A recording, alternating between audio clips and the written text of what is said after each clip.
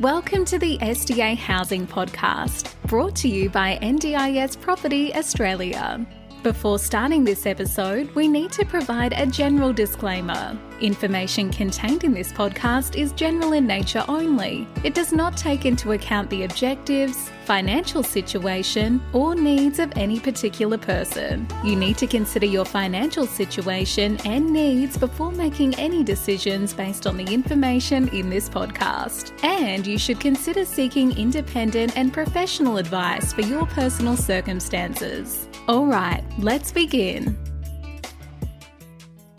Hello everybody, my name is Min and I'm your co-host with Debbie from NDIS Property Australia, and you're listening to the SDA Housing Podcast. The show explains, highlights, guides and brings awareness about all things SDA in this ever-changing NDIS world.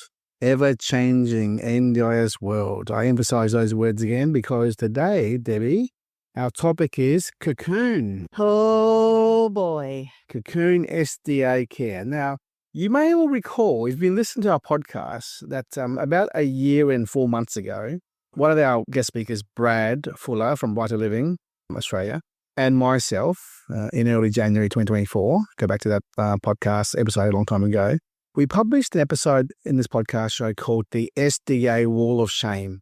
And we didn't mention any companies or any names, right? But a good chunk of the episode was about Cocoon. If you listen to it again, you'll hear us talking about this company, and Cocoon was one of them, and another one being NDISP, which has also been closed up now, which I won't talk about today. Two of those big names have gone under. Well, gone under, closed up, taken over, or suspended, whatever you want to call it, right? But, you may know from our show that we only talk about stuff that's public news, and Cocoon is all over the news. It is very public, that's for sure. The Australian, the Herald Sun, newspapers online, everybody is talking about this.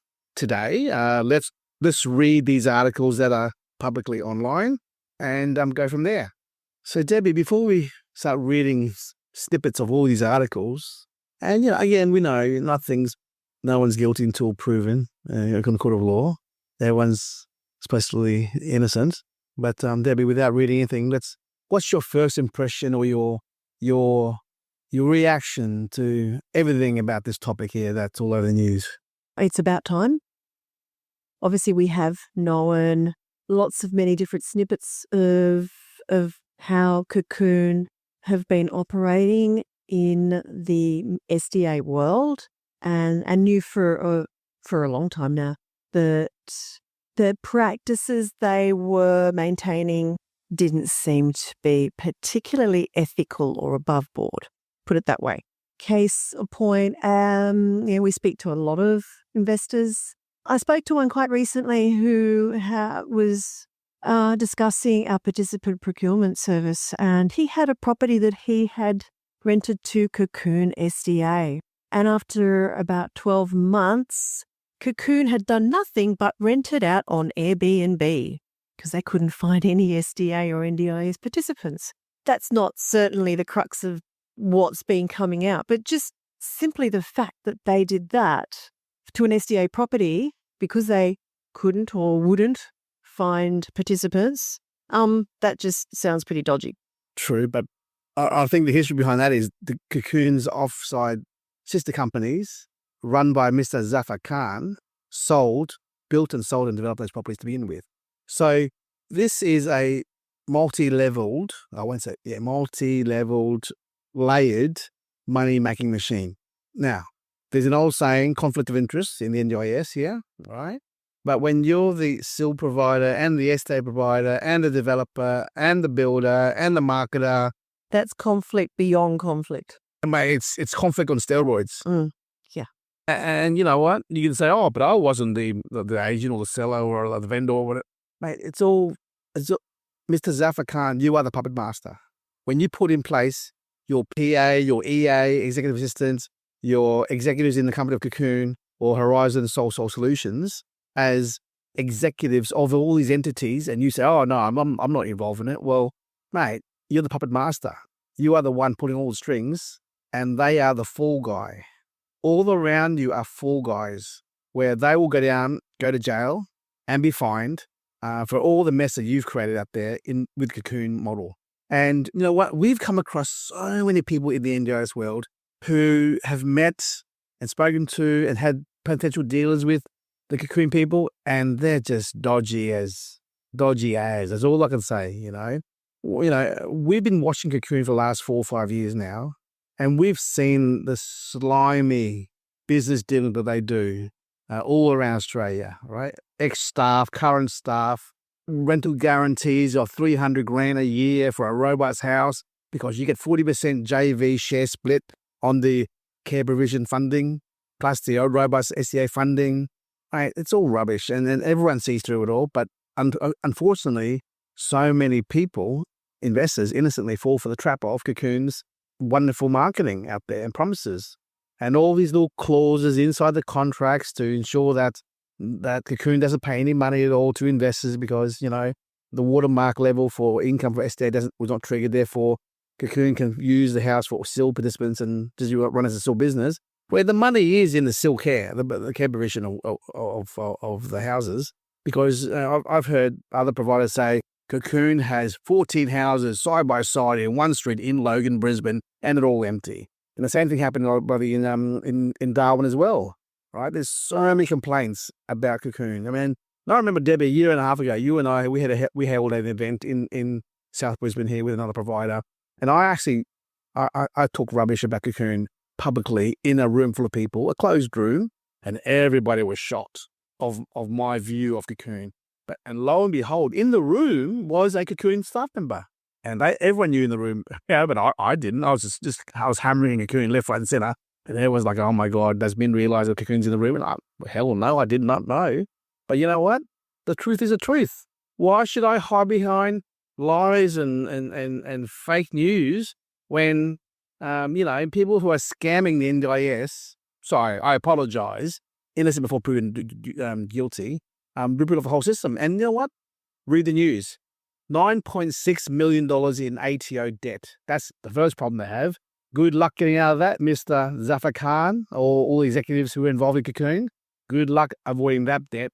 Number 2, the federal court. There's a court case right now, if not recently, it still is ongoing, of a lot of investors who are taking class action against Cocoon, SDA Care, the SDA provider or the entity involved with it, for all the promises of returns for the houses they've invested into. That's number 2. Number 3, the NDIA suspended their registration for the next 30 days. Suspension is just the next step to cancellation, I believe. There's that there. Number 4, the Cocoon organisations taking the NDIA to court, trying to sue them or get themselves in action to lift the payment delays, and they lost that. Cocoon lost that recent court case last week. Mate, Cocoon is all over the news, and you know what? I really feel sorry for the 478 participants in their care, right, who have been left without care a lot. Because you know why? Cocoon couldn't pay the staff. 2,500 staff members, and a lot of them haven't been paid wages for the last month or so, or 2 or 3 months. Yeah, they walk out the door. And guess who's caring now for the participants, Debbie? Nobody. Yeah. So support coordinators rushing to get the participants out of the whole Cocoon mess, and the investors who are stuck under the SDA provider system of Cocoon SDA Care cannot get out because you know why? The current SDA provider must unenroll the house before a new SDA provider can step into and roll under the new thing. But guess what? There's no staff left. If there's no staff left, they're not going to unroll it. And secondly, why would Cocoon even bother unenrolling it? So the NDIA has to do some emergency power very quickly to try and step in and resolve this up, because now all of a sudden, Cocoon SDA Care or Horizon SolSolutions are trying to transfer it to their sister company, Crescent, managed by another executive of Cocoon, to try and save their business, right? Mate, they're a punching bag right now, and they're a laughing stock of the NDIS world at the moment. And you know what? A lot of us in the NDIS world, SDA world, have been just wondering when this is going to... Waiting for it to drop. And it has. And unfortunately, because we, Debbie, in this property Australia, are in the property side of things, we see the mud, we see the conflict so clearly when you're making $1 on everything you can in the NDIS world. there's so much conflict of interest.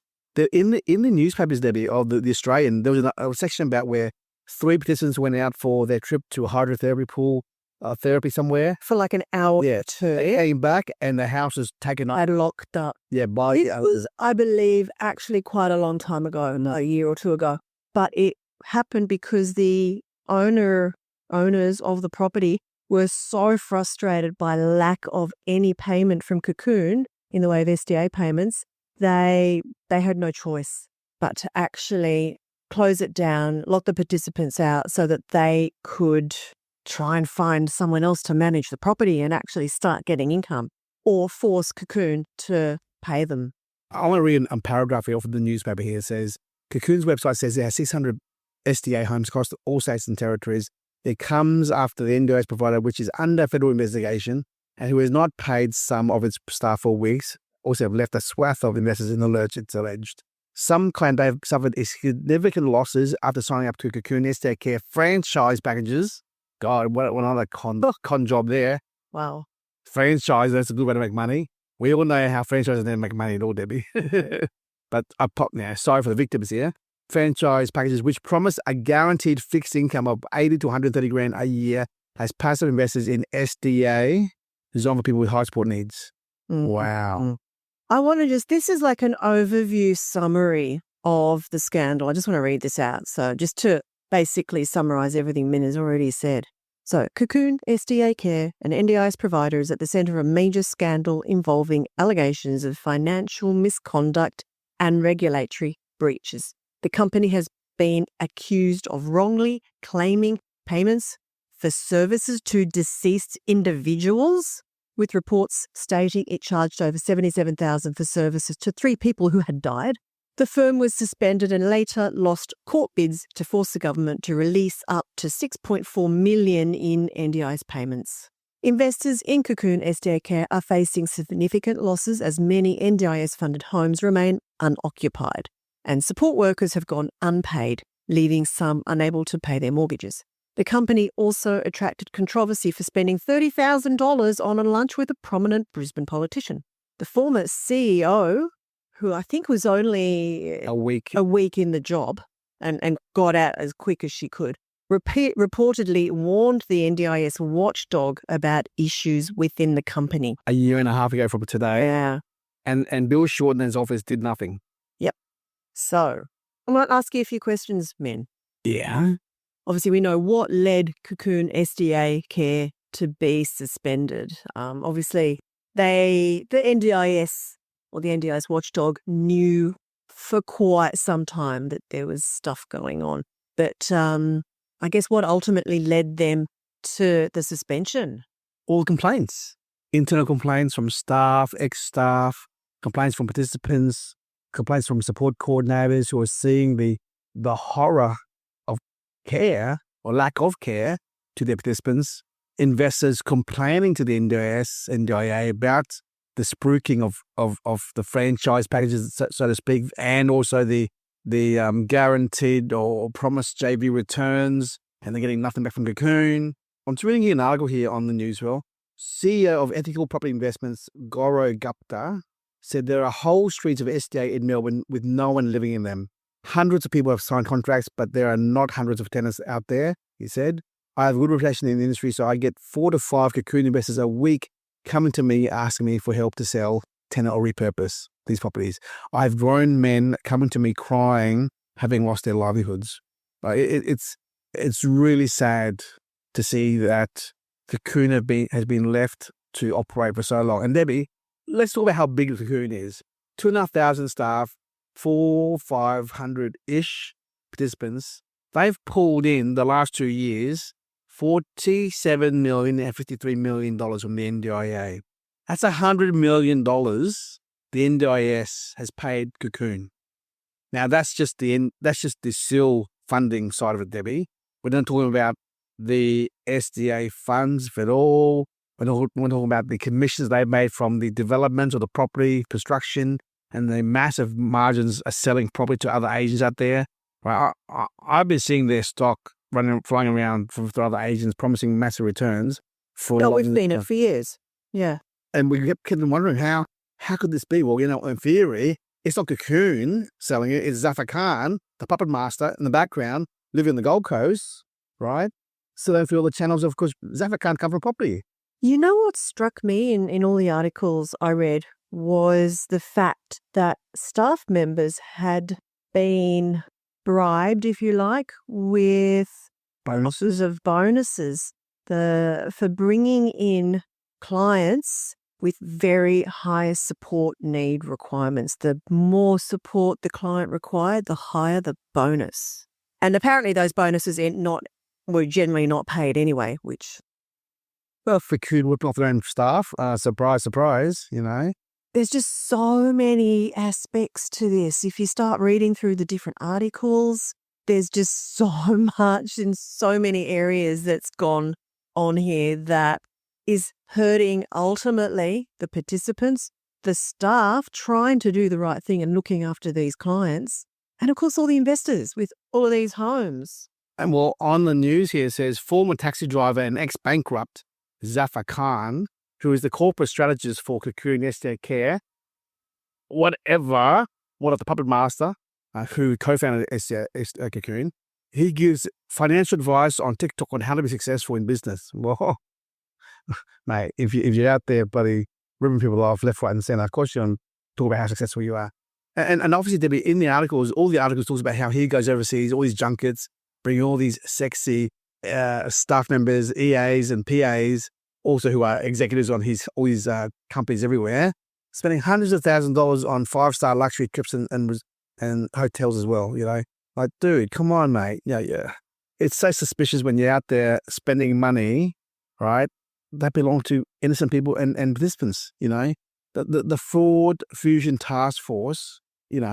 I'm just actually, we don't know how the NDIS fraud task force works, but it's actually astounding given what has come out that it's taken them this long to do what they've done, given the level of fraud here and obvious abuse of the system. Alleged fraud, Debbie. It's alleged. Sorry. Everything's alleged, right? Right? Yeah. So, yeah, look, just, do your own, Googling on this. There's so much that's gone on. And it's led us to conversations in the industry that have brought up other organizations with all sorts of crazy amounts of fraud going on as well. I think that what's happening, we know and we've seen it and we've talked about other cases recently that there's been quite a bit of fraud going on. I think it's much, much worse than anyone can probably imagine. We had a confidential chat recently, a couple of days ago, someone at an event, and she said to me that 2 big clients of hers, big NDIS businesses, were being defrauded internally from their own staff using ghost participants and ghost staff members. And they were too ashamed to come out publicly. If people knew that big, large organizations were being ripped off from as inside jobs, mate, that's just bad. Yeah. And you're too ashamed to even talk about it publicly because it'll happening under your own nose. Yeah. But that's a different topic here. I mean, back to Cocoon SDA Care. The main players there are Mohammed Latif, Zafar Khan, Pranay Kumar. I'm just reading the news here, guys. And they also, Debbie, it's against the law. It's illegal to actually have data of your participants offshore. And Cocoon had this participant information in Pakistan and India. Dude, what are you doing? Why are you sending information offshore for? That's illegal. Yeah. Oh, come on. What about, we also heard in the last week or two an SDA provider who'd been, you'll correct me on this, Min, approached by the NDIA to take over some SDA properties that had been managed by Cocoon as proceeds of crime or something? Yeah, so a support coordinator contacted one of our good friends, an SDA provider, and they asked whether they wanted to help out with tenanting these empty houses that have been repossessed. Repossessed? What do you mean? Well, these are assets owned by Cocoon, some of these houses in Melbourne, and the NDIA have repossessed 7 or 8 of these houses as proceeds of crime. Let that sink in for a second there. Proceeds of crime, meaning the government has repossessed assets owned by supposedly Cocoon because they've done illegal shit. Now, Debbie, you and I talked about an article about a month ago about this $10 million fraud thing. Or It's more cookies now, really. yeah, that's more cookies. But because they ripped off the federal government, that's a Commonwealth crime.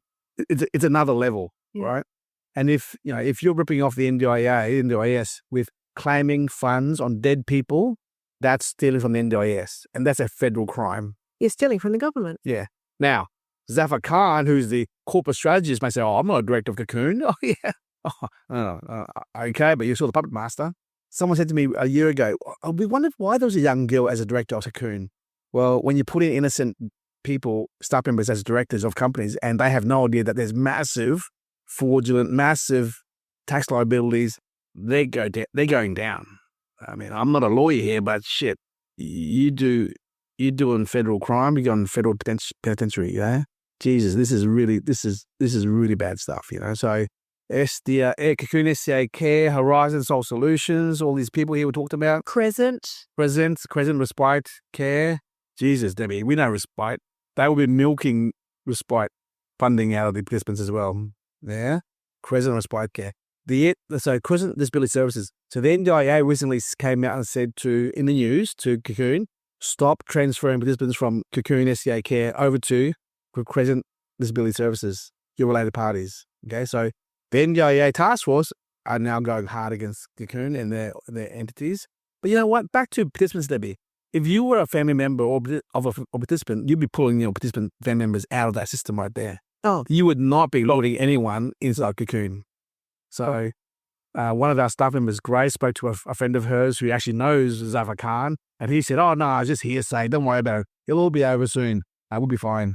well, I've just got something here that I wanted to read out. It's the reason that the NDIS Quality and Safeguards Commission suspended the organisation is because, in the broader context, there's misconduct, unsafe practices that have included inappropriate property management, unsafe renovations, and failures in service delivery. Yeah.